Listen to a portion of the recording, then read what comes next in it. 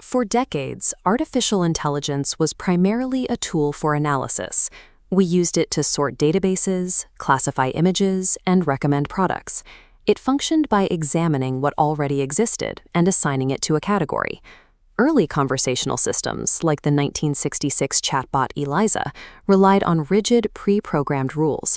Its creator, Joseph Weizenbaum, designed it to look for specific keywords and match them to canned responses, creating a thin simulation of a human therapist. Generative AI synthesizes original content. It calculates new patterns based on the statistical distribution of its training data, allowing it to produce novel outputs rather than just reorganizing existing files. These systems can now generate functional software code, draft structured essays, and clone human voices with only a few sentences of instruction. In the visual domain, the technology has reached a point where text descriptions can generate a photorealistic aerial shot of a fictional world, creating cinematic, story-driven clips in seconds.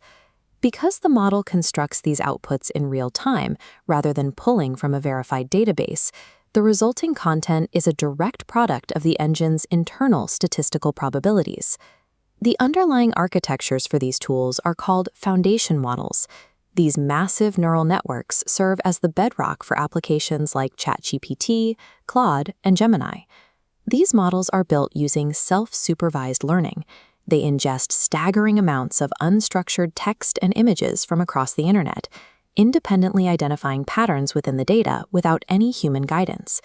This differs from earlier machine learning systems, which required humans to manually label and categorize every single piece of input data before the model could even understand it. Training on billions of raw documents allows these models to be adapted for thousands of different tasks across many industries. However, this same lack of human filtering during the ingestion phase makes the model's specific behaviors incredibly difficult to predict. Text generation is powered by the transformer architecture. These large language models do not understand linguistics.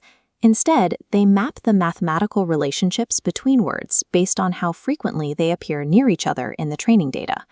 The system functions as a statistical prediction engine, calculating the probability of the most likely next word, or token. To maintain coherence, an attention mechanism tracks context, assigning mathematical weight to related words separated by paragraphs. Visual generators use a process called diffusion.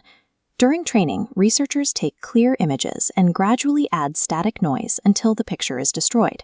The model learns by trying to reverse this decay.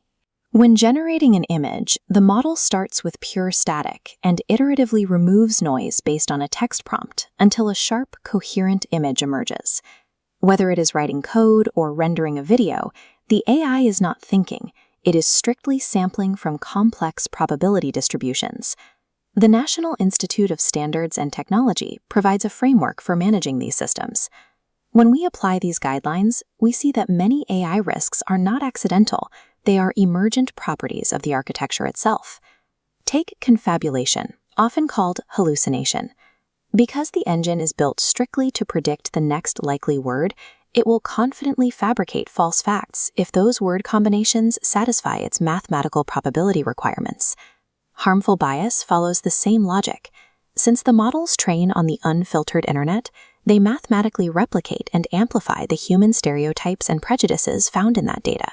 There are also privacy and intellectual property risks.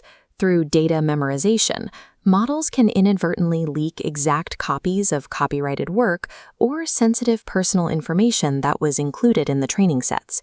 These are not traditional software bugs that can be easily patched. They are permanent features of how generative models function. The very mathematical structures that give these systems their creative capabilities are the same ones that create their most significant security vulnerabilities. These models also have a physical cost.